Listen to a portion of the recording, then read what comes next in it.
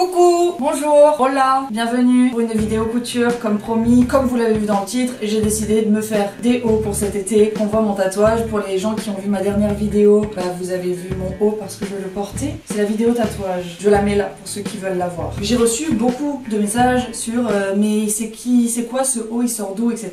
Aujourd'hui, la vidéo va traiter de ça. Je vais vous montrer comment j'ai fait ce haut, comment un peu je l'ai imaginé et tout. Ceux qui connaissent déjà un peu ce que je fais, vous savez que moi c'est beaucoup d'impro. Pour ceux qui me connaissent pas, bienvenue. Coucou, bonjour, hola. Ne tardons pas plus, je vais vous expliquer ce que j'ai fait. Oui, tout à fait. Est-ce que vous êtes prêts? Donc la toute première chose que j'ai commencé à faire, c'est dessiner mon haut. C'est pas un truc que je fais tout le temps, de dessiner.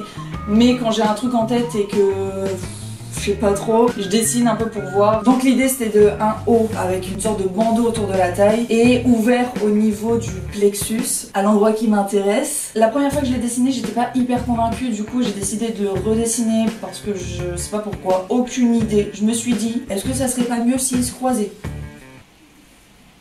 Donc pour ça, j'ai pris un drap qu'une de mes mamies m'a donné. J'ai commencé à découper tout simplement une bande. J'ai suivi une couture du tissu pour gagner entre guillemets de la matière, pour pas perdre de matière. Une fois que j'avais ma bande, donc je l'ai essayé autour de moi, tout allait bien, rien de compliqué jusque là. Ah oui, ça c'est un petit tip que je voulais vous donner. Moi j'utilise souvent mon fer à lisser pour repasser mes tissus si jamais ils sont trop plissés et tout, vu que je mets tous mes tissus dans des sacs, quand je les sors ils sont toujours tout fripés. J'utilise mon lisseur pour les repasser tout simplement parce que j'ai pas de fer à repasser, parce que je repasse rien dans ma vie, ça me saoule. Voilà, c'est pas très intéressant, donc passons à la suite. J'ai dessiné sur mon tissu avec un crayon à papier un peu la forme que je voulais, donc comme sur le dessin vous avez vu, on dirait un peu des sortes de petits nuages comme ça. Donc je voulais deux petits nuages qui se rencontrent. Après l'avoir dessiné au crayon à papier, j'ai découpé tout simplement. Pensez toujours à découper un peu plus large que le résultat que vous voudrez pour les coutures. On découpe toujours 1 ou 2 cm en plus. Voilà, j'ai découpé le premier, je l'ai essayé, la taille je me suis dit que c'était très bien. Vous voyez, il est même un peu grand, donc parce que j'ai laissé un peu de matière. Maintenant que j'ai entre guillemets mon patron avec le premier, je le pose sur le tissu, j'en découpe un deuxième parce que le tissu était assez fin, donc il fallait absolument que je le double pour pas qu'on voit les nénés. Après, j'ai retourné mes deux nuages sur le tissu, j'en ai redécoupé de nouveau pour faire l'autre côté tout simplement. Maintenant que j'ai mes 4 nuages, vous voyez un peu l'idée que je voulais que ça rende, les deux nuages qui se rencontrent et le bout de tissu, une ouverture au centre. Maintenant, il est l'heure de coudre ensemble mes nuages. Je vais les coudre tout le contour et je vais laisser sur le bas une ouverture de 3-4 cm pour retourner à la fin, pour faire des coutures invisibles. Et c'est donc parti pour la couture. Là, rien de compliqué, j'ai fait des points droits tout simplement. Une fois que c'est terminé, voilà, comme vous pouvez voir, j'ai laissé la petite ouverture. Et je retourne par le trou. Ça, c'est tellement toujours ma partie préférée, j'adore retourner les trucs. C'est moche, puis c'est beau, ça je kiffe. Mon premier nuage est fait, je l'ai pas bien mis, l'idée est là. Le deuxième, pareil, me voilà avec mes deux petits nuages sur les nénés. Maintenant il est temps de voir ce que ça rend avec le bandeau. J'ai fait un nœud tout simplement dans le dos, franchement je me suis pas embêtée pour le bas. Là en fait je les positionne sur moi pour voir où je vais coudre. Si j'avais un mannequin, vous savez un mannequin de couture, je l'aurais fait sur le mannequin, mais vu que j'en ai pas, j'utilise mon propre corps. Et donc là j'ai juste regardé où épingler, et une fois que j'ai pu épingler, je les ai cousus.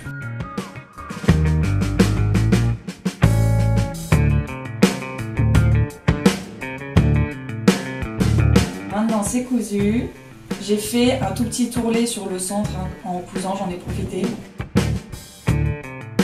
Passons aux sangles pour attacher dans la nuque mon t-shirt pour pas qu'il tombe. J'ai découpé des bandes de tissu un peu au pif, ça dépend de la largeur que vous voudrez. Après je les ai pliées en deux et je viens coudre en fait sur le rebord pour les rassembler. Une fois que c'est fait, il faut les retourner. Alors, pour retourner, il faut utiliser une épingle à nourrice. À ce moment-là, je ne retrouvais pas ma boîte à épingle à nourrice. Mais je me suis découvert une passion pour la flûte.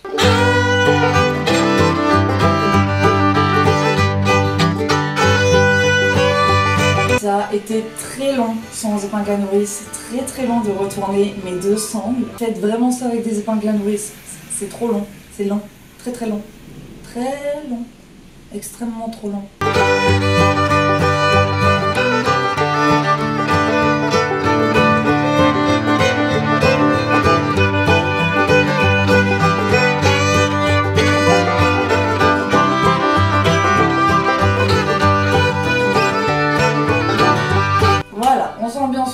on s'ambiance Clara. Et maintenant, il est l'heure de coudre ces deux petites sangles sur mon haut. Je les ai cousus sur le haut de mes nuages de chaque côté. Donc le but c'est qu'on voit pas la couture. Donc vous voyez comment j'ai cousu là et après quand on retourne, c'est nickel. Le petit bout en plus, je l'ai coupé après.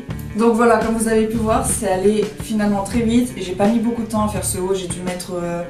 s'il n'y avait pas eu l'histoire des sangles et si je m'étais pas découvert une passion pour la flûte, je pense que j'aurais mis 30 minutes. En tout, j'ai dû mettre genre, je sais pas, peut-être 50 minutes, moins d'1 heure en tout cas à faire ce haut. Si vous êtes trop chaud et que vous arrivez à le reproduire, je veux trop voir ça. Et sinon, plus dans l'idée, c'est de vous montrer qu'on peut faire des hauts hyper sympas. Enfin, pour moi, c'est des hauts d'été. Hein. Tout ce qui est vêtements d'hiver, j'ai beaucoup plus de mal. Si je l'avais vu dans n'importe quel magasin, c'est toujours comme ça que je sais si genre je suis contente d'avoir fait un vêtement. Et si je me dis à la fin, ça je l'aurais acheté en magasin, là je suis vraiment contente. Et donc ce haut, je l'aurais vraiment acheté dans un magasin. Je me serais même dit, il est fait pour moi. J'en fais des caisses, pardon. Mais dans l'idée, c'est plus pour vous montrer que vous pouvez faire des petits hauts genre hyper simplement. C'est pas toujours hyper compliqué, il n'y a pas besoin que ça soit parfait. Et voilà. C'est évidemment un haut qui est plus fait pour les petites poitrines, mais ben je connais que ça, donc je fais avec ce que j'ai. Mais je me faisais une réflexion ce matin. Si vous avez une plus large poitrine, je pense que si vous rajoutez des sortes de petits élastiques de part et d'autre de chaque nuage, vous savez, pour resserrer un petit peu et en fait pour englober la poitrine, je pense que ça peut totalement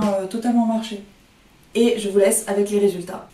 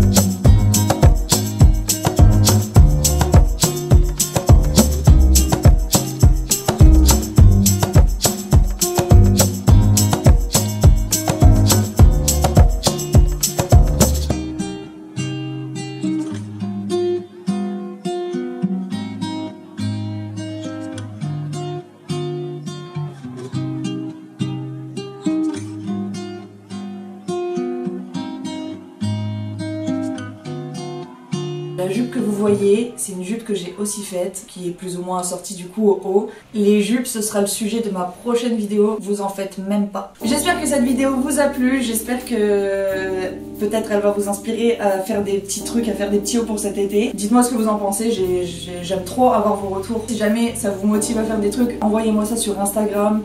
Je cherche d'autres trucs mais non, j'ai que Instagram. D'ailleurs si tu ne suis pas sur Instagram, viens me suivre. Je vous fais de gros bisous, pense à t'abonner